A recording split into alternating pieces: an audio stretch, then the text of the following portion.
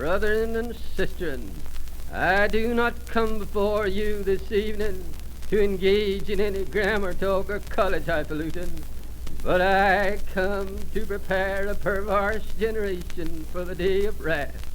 And my text, when you find it, you'll find it somewhere atwixt the lids of this old Bible, from the first chapter of 2nd Chronicles to the last chapter of Timothy Titus. And when you find it, you'll find it in these words: and they shall know a fire, and flee into the mountains of Hespedam, where the lions roareth, and the whang-doodle mourneth for its firstborn. Now, my brethren, there are different kinds of fowls.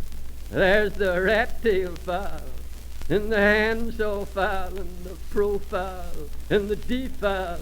But the text says that they shall know a fire, and flee into the mountains of Hespedam, where the lions roareth, and the whang-doodle mourneth.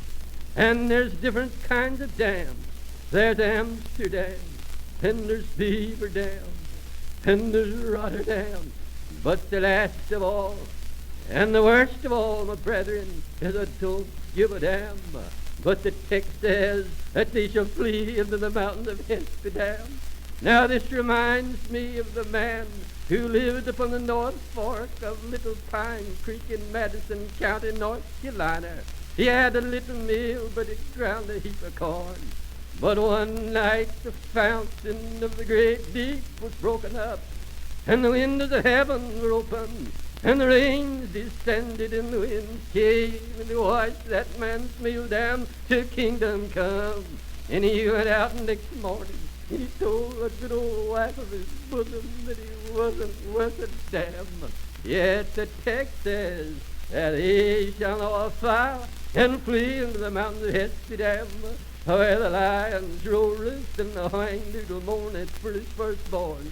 Now, this doesn't mean the howling wilderness where John, the hard-shelled Baptist, fed on locusts and wild asses, but it means the city of New Orleans, where corn is 6 bits a bushel one day and nary at the next, where thieves and pickpockets go skidding about like weasels in a barnyard, and where honest men skate in their hen's teeth, and where niggers are as thick as black bugs in a spile bacon ham, and where a strange woman once took up your beloved teacher and bamboozled him out of 127 plunks in 3 jerks of the eye or a twinkling of a sheep's tail, but she can't do it again. Hallelujah.